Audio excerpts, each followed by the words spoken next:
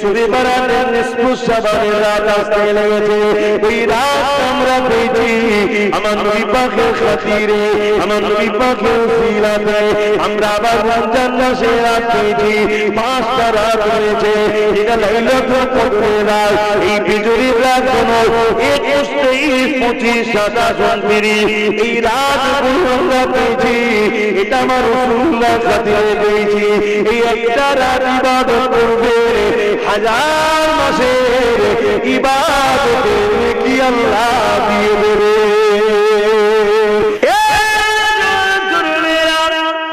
আল্লাহ নবী সারা জীবন তোমার আমার জন্য কেঁদেছে।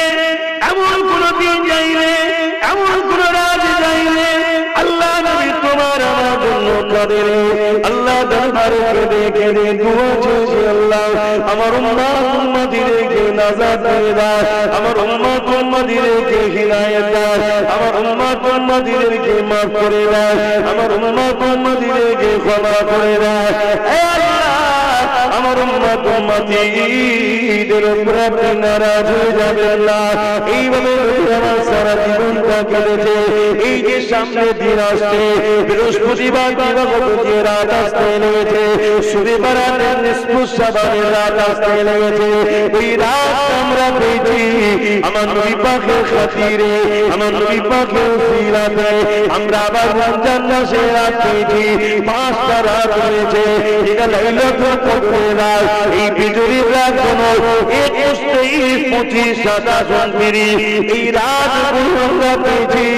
এটা আমার রাসূলুল্লাহর খাতিরে পেয়েছি।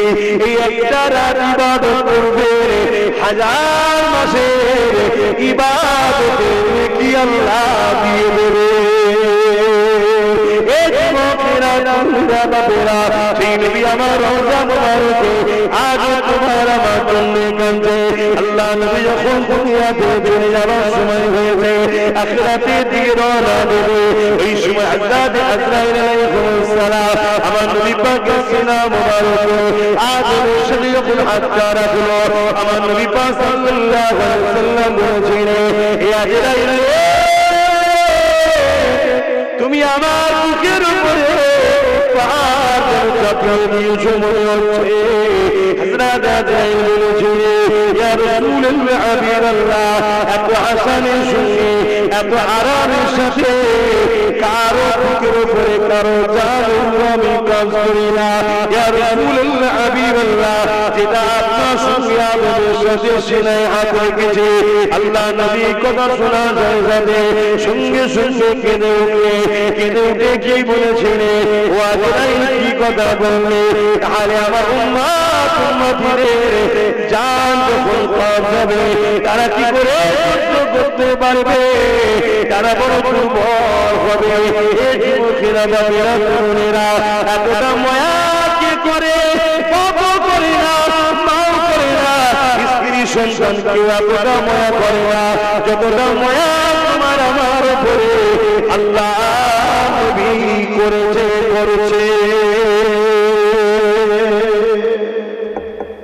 তোমাকে তোমার সৃষ্টিকর্তাকে চিনাতে হবে। কেন বানালো তোমাকে সৃষ্টিকর্তা এটুকু তো জানাতে হবে।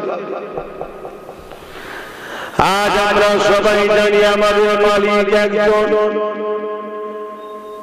লিল্লাহি মা ফিস সামাওয়াতি ওয়া মা ফিল আরদ।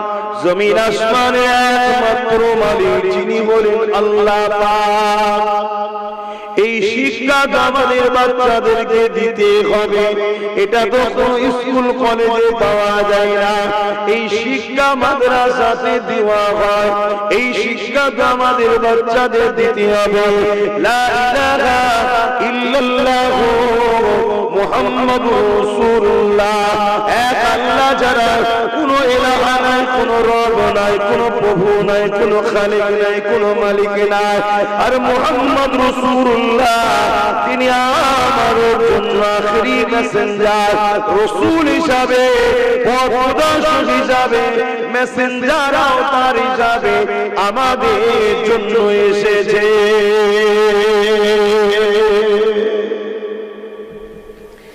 আমাদেরকে এই শিক্ষাটাও তো দিতে হবে। এই শিক্ষাটা দিতে গেলে আমাদের প্রতিষ্ঠান তৈরি করতে হবে। আজকে এই দুনিয়ায় একদল মানুষ হাজারো চেষ্টা করছে মাদ্রাসাগুলো কি করে ভেঙে দেওয়া যায়, কি করে চেষ্টা করছে না করে। আমার দেশে তো চলছে না করে, করছে। অলরেডি হাজার হাজার মাদ্রাসার নামে কেস করে দিচ্ছে। কথা বুঝে বন্ধ করতে, এই বন্ধ কোনো ভাবেও করতে পারছে না। কেন? আমার দেশের সংবিধান হলো আমাদেরকে রাইট দিয়েছে, সংবিধান বড় শক্তিশালী আমাদের। তাই যখন দেখছে কোনোভাবে বন্ধ করা যায় না, তাহলে এক কাজ করো, মাদ্রাসার নামে নকল শিক্ষা প্রতিষ্ঠান তৈরি করো, যেটা মাদ্রাসায় থাকবে কিন্তু সিলেবাসটা হবে ওয়াশিংটন থেকে। আমি গল্প বলছি না আপনাদের, আমার কথা আপনারা বিশ্বাস নিতে পারছেন কি জানি না। এখন তো মোবাইল হাতের মধ্যে, গুগলে সার্চ করুন, আপনি সব পাবেন। ওয়াশিংটন থেকে সিলেবাস আসছে, যে মাদ্রাসাতে নামাজ থাকবে, রোজা থাকবে, দাড়ি থাকবে, সব থাকবে, শুধু মুহাম্মদ রাসূল ও সাহাবা আহলে বায়াত ওলি আউলিয়াদের আদব থাকবে না, গুস্তাখি করা হবে। কি বুঝাল? কিছু বুঝছেন তো নাকি?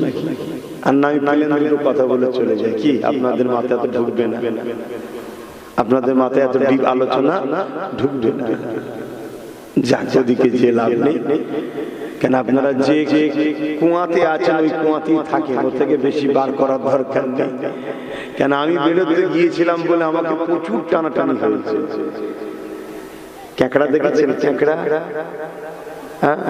ক্যাঁকড়াদের মধ্যে থেকে দেখবেন একটা ক্যাঁকড়া যদি একটু বেরোতে চায়, সব কটা ক্যাঁকড়া তার ঠ্যাং ঠ্যাং টানে, যাস না যাস না। তা আমি একটু বেরোতে চেয়েছি, তা আমাকে ক্যাঁকড়ার মধ্যে সব পিছন থেকে টেনেছে। তখন আপনাদেরকে বার করতে চাইছি, কিন্তু আপনারা মনে হচ্ছে বেরোতে চাইছেন না। আপনারা চাইছেন আমি যে কুয়াতে আছি ভালোই লাগছে, ভালোই লাগছে। আপনারা জানেন না আপনাদের পিছনে বিশ্ব জুড়ে কি ষড়যন্ত্র চলছে, শুধু একটাই উদ্দেশ্য, ইসলামকে মুছে দাও। কেন? ইসলাম কারো ঘরও ভেঙে দেয়, ইসলাম কারো ধর্মকে তো গাল দেয় না, ইসলাম অন্য ধর্মের বিরুদ্ধে কটু কথা তো বলেও না, ইসলাম কারো উপরে জুলুম করা ইজাজত দেয় না। তারপরেও কেন? কারণ হচ্ছে একটাই, ইসলাম দুটো পার্টির উপর দিয়ে চলে। যেমন রেলগাড়ি গাড়িতে ট্রেন দুটো পার্টি আছে না, তো ইসলাম এটা দুটো পার্টির উপর দিয়ে চলে। কি? কোরআনে আল্লাহ বলেছেন, কুনতুম খায়রা উম্মাতিন উখরিজাত লিন-নাস তা'মুরুনা বিল মা'রুফ ওয়া তানহাউনা আনিল মুনকার। অন্যায়কে মিটাও, ন্যায়কে প্রতিষ্ঠিত করো, এর নাম ইসলাম। জোরে বলুন সুবহানাল্লাহ। এই জমিনের উপরে কোনো জুলুম চলবে না, এই জমিনের উপরে কোনো অত্যাচার চলবে না, এই জমিনের উপরে কোনো সন্ত্রাসী চলবে না, এই জমিনের উপরে কোনো আতঙ্কবাদী চলবে না, এই জমিনের উপরে কোনো মানুষের উপরে অত্যাচার করা যাবে না। এই জমিনে নারীদেরকে অধিকার দিতে হবে, এই জমিনে নারীদেরকে সম্মান মর্যাদা দিতে হবে, এই জমিনের উপরে এতিমদের হক দিতে হবে। এই যুবকেরা, তরুণেরা, বাপেরা, এই জমিনের উপরে যারা ফেরাউনের ন্যায় শাসক রয়েছে, এই জমিনের উপরে যারা নমরুদের ন্যায় শাসক ছিল, আছে, থাকবে, তারা কখনো ইসলামকে চায় না। কেন? তারা জানে ইসলাম অত্যাচারকে মিটিয়ে দিবেন না। আমরা যে মানুষের খোদা হয়ে বসে আছি, মানুষের উপরে জুলুম করছে, এগুলো ইসলাম বন্ধ করে দিবার কথা বলে, ইসলাম ইনসানিয়তের কথা বলে, ইসলাম ইনসাফের কথা বলে, ইসলাম মানব বন্ধনের কথা বলে, ইসলাম প্রেমের কথা বলে, ইসলাম ঐক্যের কথা বলে, ইসলাম সম্প্রীতির কথা বলে। ইসলাম মানেই তো বুঝলাম না, ইসলাম মানে ক্ষুধার্ত মানুষকে খানা খাওয়ানো। এক ইহুদি মানুষ এসে আমার নবীকে জিজ্ঞাসা করলো, হে আব্দুল্লাহর দাদা মুহাম্মদ সাল্লাল্লাহু আলাইহি ওয়াসাল্লাম, ইসলামের সব থেকে বড় কাজ কোনটা? আল্লাহ নবী জানিয়ে দিলেন, ক্ষুধার্ত মানুষকে খানা খাওয়ানো, এটা হলো ইসলামের সব থেকে ভালো কাজ। এটা কোন স্কুলে শেখানো হয়, কোন কলেজে, যে ক্ষুধার্ত মানুষকে খানা খাওয়ানো সব থেকে ভালো কাজ? এই শেখানো হয়, এটাই মাদ্রাসায় শেখানো হয়।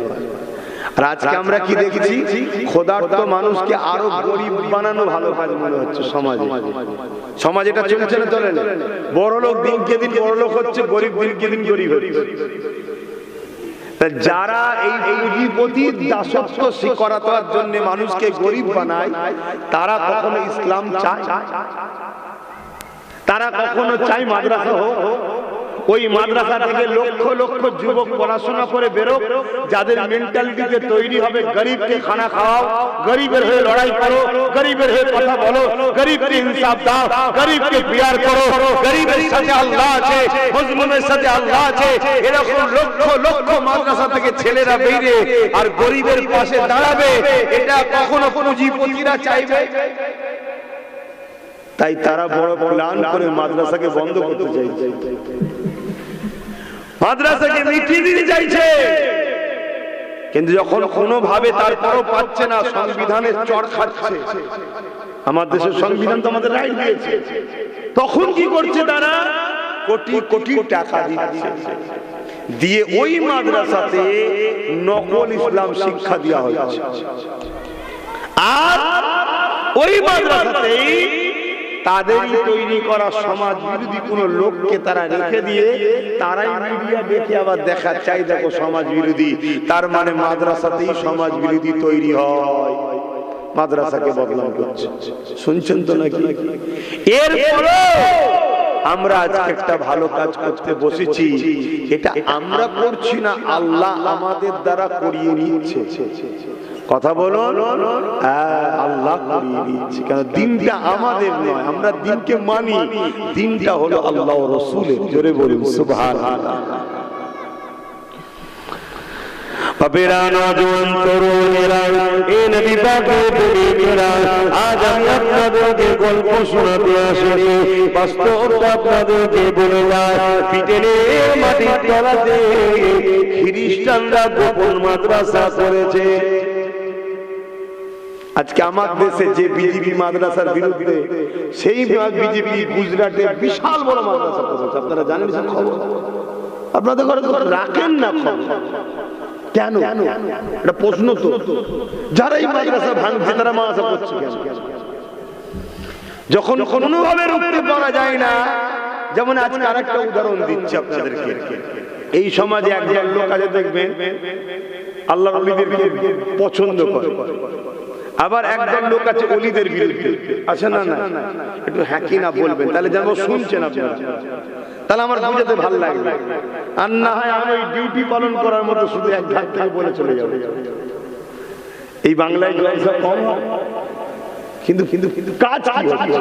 এই কাজ এই জন্য হচ্ছে না, ডিউটি পালন হচ্ছে, শুধু এক ধার থেকে আসছে, বলছে চলে যাচ্ছে, বলছে চলে যাচ্ছে, একটু বিনিময় করি। একদল লোক আছে দেখবেন পীরেদের বিরুদ্ধে, আছে না? না, এই পীর মুরিদি চলবে না, ইসলামে হারাম, এটা শিরক কাজ, শিরক পর্যন্ত বলে। কেন শিরক বলে? মুসলমান যাই হোক নাই হোক, যদি কেউ মদের মতো হারাম খাদ্যও খেয়ে ফেলে, তাকে যদি বলে শিরক করিনি রে, সে বলবে না বাবা শিরক করবো না। কেন? সে জানে মদের গুনাহ তওবা করলে মাফ হয়ে যাবে, আল্লাহ পাক করে দেবে। কিন্তু শিরক হচ্ছে সবচেয়ে বড় জুলুম, আল্লাহর সঙ্গে কাউকে শরীক করা। এজন্য ভয় দেখাবার জন্য এই শিরক পর্যন্ত বলে। আবার একদল লোক আছে দেখুন, এই সব কিছু শোনার পরও আল্লাহর ওলিদের কাছে গিয়ে বায়াত হচ্ছে, মুরিদ হচ্ছে। কথা বুঝে আসে? কোনোভাবে যখন রুখতে পারে না, যারা এই ওলিদের কাছ থেকে সাধারণ মানুষকে সরাতে চায়, তারা তখন কি করলো? বাজারে নকল পীর বার করলো। শুনছেন তো নাকি? বাজারে নকল পীর ছেড়েছে। কিরকম? বড় সব মেয়েদের মতো চুল। এমন পীর বাজারে আছে রে বাবা, আপনার এলাকায় নেই তো কি হয়েছে? আছে বাজারে, গেঁজা খায়, নামাজ পড়ে না, শরিয়াতের কোনো ধারই নেই, পীর সেজে বসে আছে। এরকম শয়তান আছে রে বাবা। এগুলোকে নামানো হয়েছে কেন? এইগুলোকে দেখিয়ে আবার বাজারে পীর বিরোধীরা প্রচার করবে, দেখি পীর মানে এইরকম, যাতে হাক্কানি ওলিদের উপরে মানুষের ঘৃণা আসে। ঠিক তেমনই যারা মাদ্রাসাকে বিটাতে চাইছে, কোনোভাবে যখন পারছে না, তারাই মাদ্রাসা বানাচ্ছে, বানিয়ে ওই মাদ্রাসাতে আবার সমাজ বিরোধী একটা দুটো লোককে ঢুকাচ্ছে। কিছুদিন পরে মিডিয়া নিয়ে এসে ওই লোকটাকে দেখাচ্ছে, দেখিয়ে বলছে এই দেখ, তার মানে মাদ্রাসায় সমাজ বিরোধী ট্রেনিং দেওয়া হয়। কত বুঝে আসছে না? এসব একটা সাজানো নাটক, আর সবকিছুর পিছনে লক্ষ্য একটাই, আমার নবীর ইসলাম থেকে মানুষকে সরিয়ে দাও। কেননা ইসলাম যদি থাকে বৃদ্ধাশ্রমের বিরোধী হবে, কারণ ইসলাম শিখিয়ে দিয়েছে মা বাপের পায়ের তলায় কোনো জান্নাত, আর জান্নাত কোন স্কুল, কোন কলেজ, কোন ভার্সিটি, কোন শিক্ষা প্রতিষ্ঠানে কথা বলা হয় না যে মায়ের পায়ের তলাতে জান্নাত। তুমি যদি মাকে খুশি করো তাহলে তুমি জান্নাতি হয়ে যাবে, তুমি যদি মাকে নারাজ করো তুমি জাহান্নামী হয়ে যাবে। এই শিক্ষা শুধুমাত্র মাদ্রাসাতে দেওয়া হয়, কোন শিক্ষা প্রতিষ্ঠানে দেওয়া হয় না। আল্লাযী আনহুল গাহু ওয়ালা আনহু রাজি, মা বাবার উপরে রাজি, আমার আল্লাহ সৃষ্টিকর্তা তিনি তার উপরে রাজি, মা বাবার উপরে বেজার, সৃষ্টিকর্তা তার উপরে বেজার। এই শিক্ষা কোন জায়গাতে দেওয়া হয় না, এটা মাদ্রাসাতে দেওয়া হয়। তাহলে বৃদ্ধাশ্রম যারা বিজনেসের জন্য তৈরি করছে, এদের বিজনেসে ভাটা পড়ে যাবে, এদের বিজনেস চলবে না। এখানে পুরো বুড়িকে মা বাপকে পুরো সন্তান দেবে না, কারণ এদের দিনে যদি ইসলামের জ্ঞান থাকে, মাদ্রাসা শিক্ষা থাকে, এরা কখনো মা বাপকে দেবে না। এরা নিজেরা না খেতে পারলো মা বাপকে খাওয়াবে, কেননা মা বাপের এত নিয়ামত।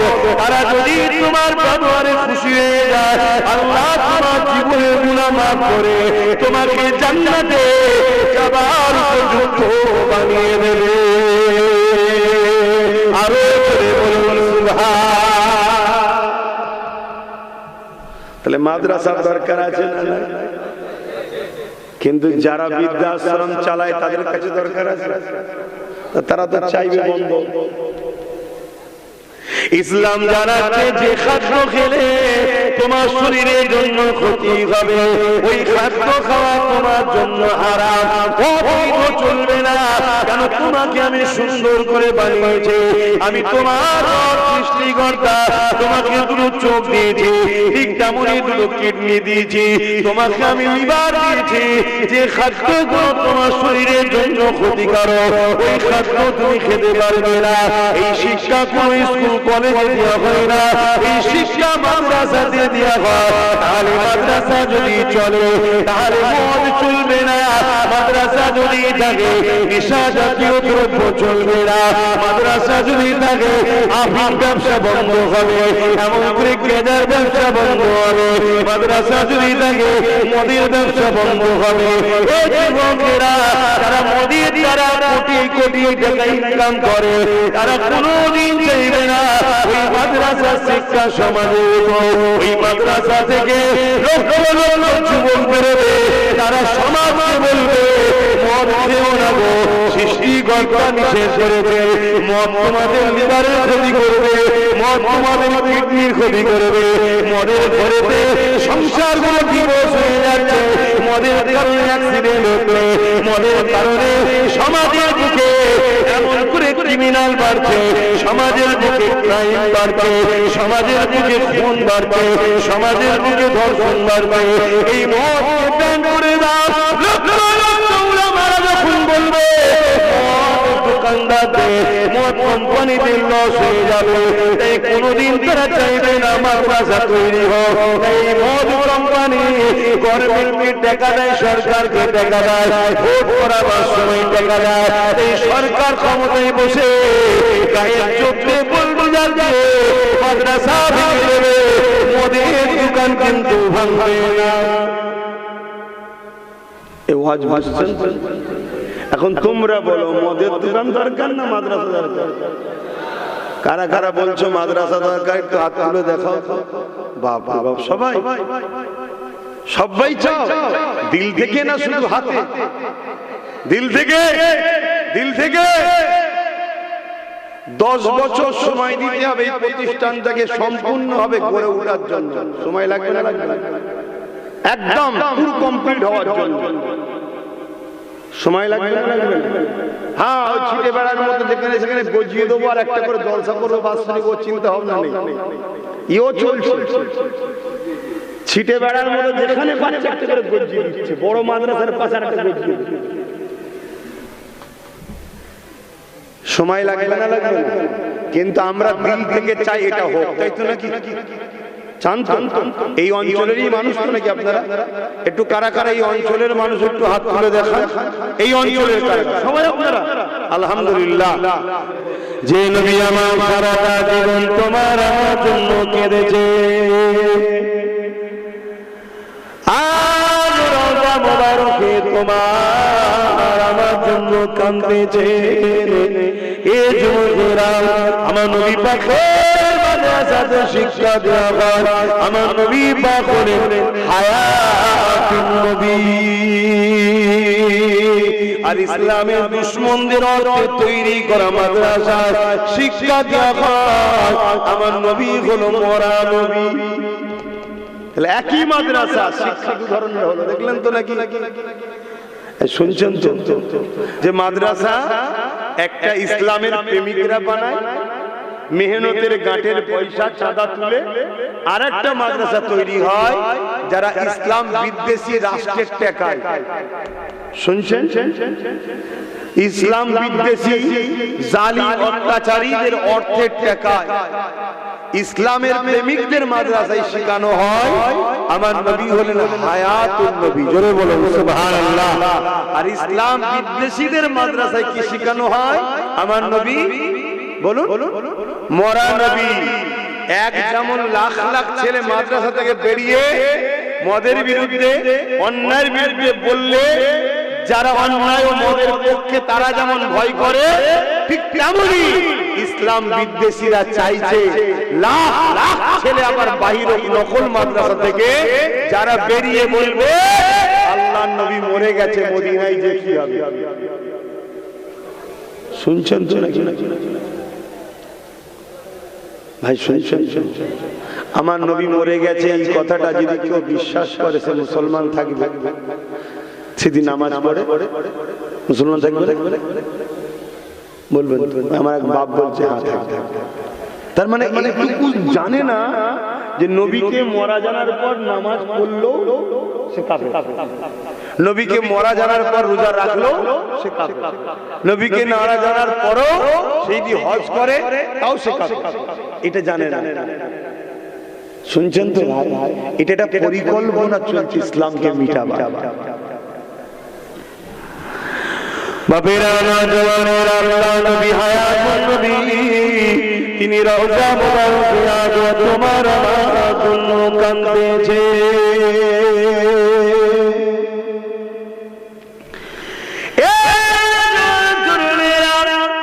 আল্লাহ নবী সারা জীবন তোমার আমার জন্য কেঁদেছে। এমন কোন দিন যাইবে, এমন কোন রাত যাইবে আল্লাহ নবী তোমার আমার জন্য কাঁদে। আল্লাহ দরবারে কেঁদে কেঁদে দুয়া চেয়েছে, আল্লাহ আমার উম্মত উম্মতিদেরকে নাজাত দিয়ে দাও, আমার উম্মত উম্মতিদেরকে হিদায়াত দাও, আমার উম্মত উম্মতিদেরকে মাফ করে দাও, আমার উম্মত উম্মতিদেরকে ক্ষমা করে দাও। হে আল্লাহ, আমার উম্মত উম্মতিদের উপরে আপনি নারাজ হয়ে যাবেন না। এইভাবে আমার সারা জীবনটা কেটেছে।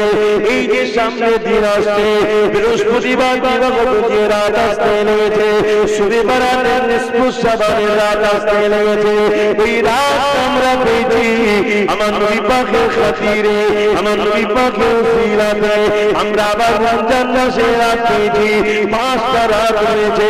এটা লাইলাতুল কদরের রাত। এই বিজয়ীর রাত কোন 21, 23, 25, 27, 29 এই রাতগুলো আমরা পেয়েছি।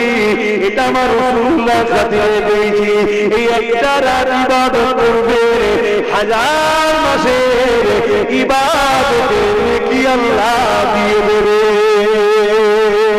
এ যুবকেরা তরুণরা বাপেরা সেই নবী আমার রওজা মুবারকে আজ তোমার আমার জন্য কাঁদছে আল্লাহ নবী যখন দুনিয়াতে চলে যাওয়ার সময় হয়েছে আখিরাতের দিকে রওনা দেবে এই সময় হযরত আজরাইল আলাইহিস সালাম আমার নবী পাকের সিনা মুবারকে আজ রশদি যখন হাতটা রাখলো আমার নবী পাক সাল্লাল্লাহু আলাইহি ওয়াসাল্লাম বলেছিলেন হে আজরাইল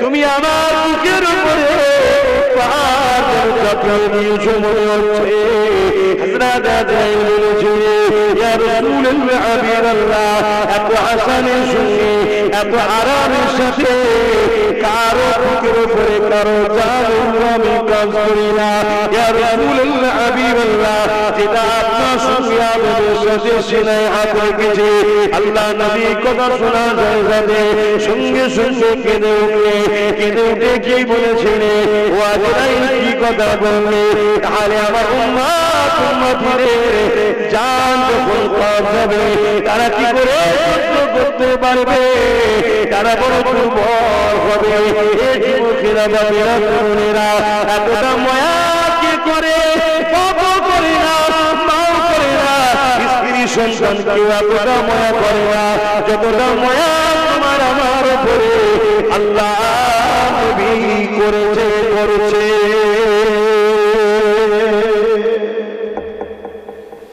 সেই নবীর ঘর করার জন্য বছরে 1000 10 বছরে 10,000 কষ্ট হচ্ছে দিতে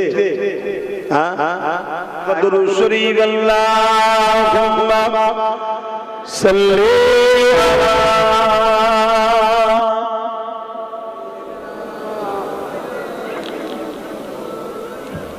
জোরে জোরে পড়েন জোরে জোরে পড়েন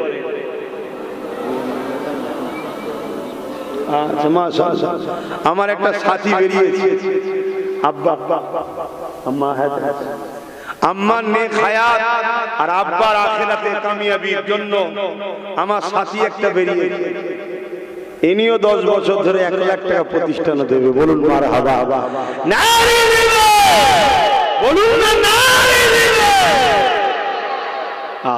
আল্লাহ দিন আল্লাহ করিয়ে নেবে তোমরা একটু শুধু আগে আসো এই তোমাদের এই পাশে বল্লভপুরে একটা মাদ্রাসা করেছি হাজার হাজার লোক আসে আজকে সেখানে মাদ্রাসা চলছে 3 তলা বিল্ডিং হয়ে ছেলেরা পড়াশোনা করছে কাল তোমাদের এখানে হবে বলো না ইনশাআল্লাহ বলো ইনশাআল্লাহ আমি শুধু নলেজ লিগটা করে একটু কনফিউজ হয়ে গেছি বাইরে দান টান একটু কমিয়ে দিয়েছি না আমি একাই করে ফেলতাম ইনশাআল্লাহ ওই নলেজ লিগটা করার পরে আর বাইরে দি হালকা হালকা বেশি দিই না কারণ আমার স্বপ্ন ওইটা হলো মেন সেন্টার তাই তো নাকি গো তোমার এখানে যতই বড় গাছ লাগাও এই আলো দুনিয়ায় যেতে অনেক কষ্ট হবে ওখানের একটা ছোট গাছ গজালো এক মুহূর্তে পৃথিবীতে আলো চলে যাবে কেন ওটা হলো পূর্ব ভারতের এবং ভারতবর্ষের দ্বিতীয় বৃহত্তম তীর্থ ইসলাম ধর্মের তীর্থভূমি জোরে বলুন সুবহানাল্লাহ প্রথম হলো আজমির শরীফ দ্বিতীয় হলো মুজাদ্দিদ জামানের দরবার জোরে বলুন সুবহানাল্লাহ কয়েক কোটি লোক বছরে কম করে হলো 15 থেকে 20 কোটি লোক যাতায়াত করে সারা বছর মিলে যাতায়াত 15 থেকে 20 কোটি লোকের যাতায়াত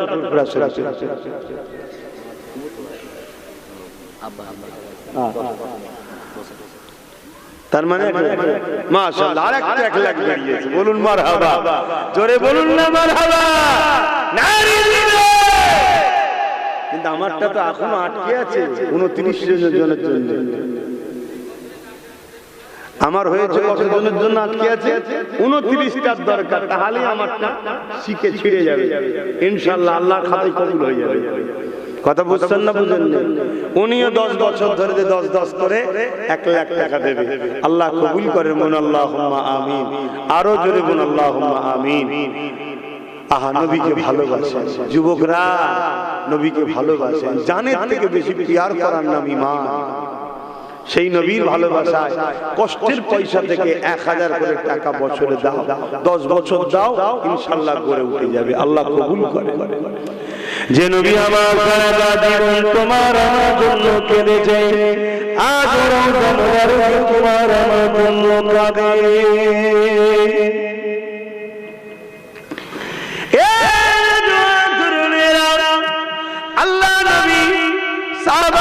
পত্রিকাকে জানিয়ে দিলেন, আমার সাহাবারা কাল কিয়ামতের ময়দান যেদিন আল্লাহ ঘোষণা করবেন, বিচারের দিন যেদিন আল্লাহ ঘোষণা করবে, হযরত ইসরাফিল হযরত মিকাইল আলাইহিমুস সালাম দিকে আল্লাহ বলবে, হযরত জিবরাইল হযরত মিকাইল কে আল্লাহ বলবে, এ জিবরাইল মিকাইল দুনিয়া জমিনে গিয়ে আমার হাবিবকে উঠিয়ে নিয়ে আসো, আমার রাসূলুল্লাহকে, আমার বন্ধুকে, আমার দোস্ত মুহাম্মদ রাসূলকে উঠিয়ে নিয়ে আসো।